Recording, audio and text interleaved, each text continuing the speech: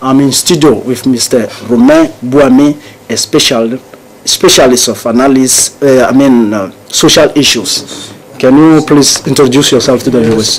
First, thank you so much for having me. Yes, I'm a translator, interpreter, and then social issues analyst. Okay. Yeah. Thank you, Mr. Bouamé. We shall come back to you.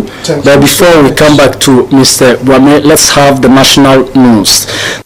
Well, dear viewers, let's now turn to our guest, Mr. Bouamé. Well, Mr. Bouamé, we can see that on these special reports made by Kosigle, we've seen that issues on gender equity and science is being raised. What can we, or what shall we understand by gender equality and women in science? Yeah, women in science is very, very important, because we have to know that today we are at the age of computer, internet, and artificial intelligence. And then we need the presence of women in science first, their access to science, and their full participation in science. But as we have seen in the reports, it's like there is a barrier between boys and girls. Most of the time, people, they think that mathematics, scientific subjects are for men, and then for women it's only they are good for literature.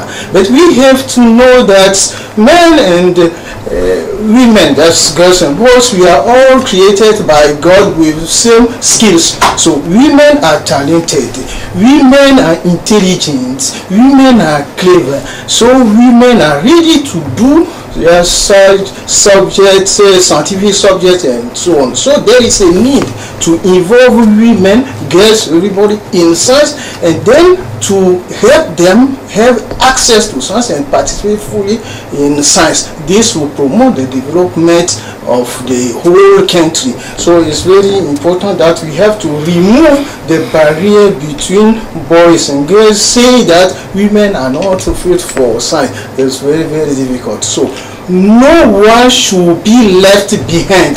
When we are talking of science, no one should be left behind. As what a man can do, women can do it.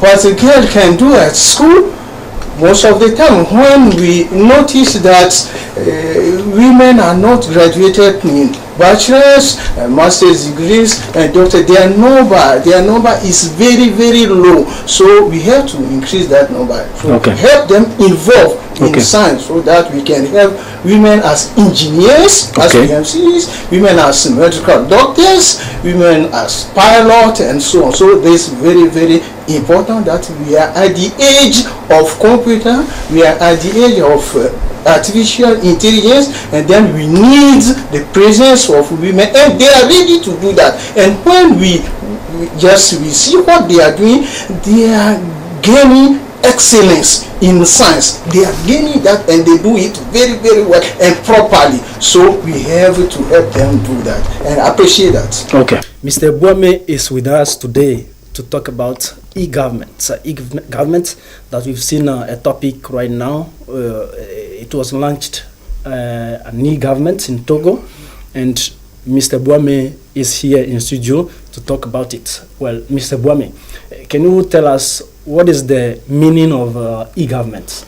Okay, thank you so much. E-government means electronic government, and it is why ministries or the government or different sectors of ministries use the information technologies as computer and the internet to provide public services to citizens or people living in the country or in a region or in a sector.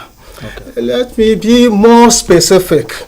Now, it is something that is based on a fast service and the quality of the service. Formally, when we are in the system, we are talking about formalities, administrative formalities or academic formalities, they were very long and burdensome.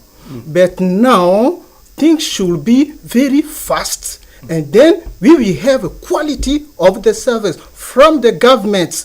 When you are living at JVA, for instance, and then you would like to apply for your certificate of citizenship with e-government, you just visit the e-government website and you will see the documents, relevant document that you are going to arrange so that you apply for the certificate of citizenship. So simply, we can sum up by saying one click on your smartphone, on your tablet, one flash, a computer and so on, and then in a second you have the information or you have the public service. Okay.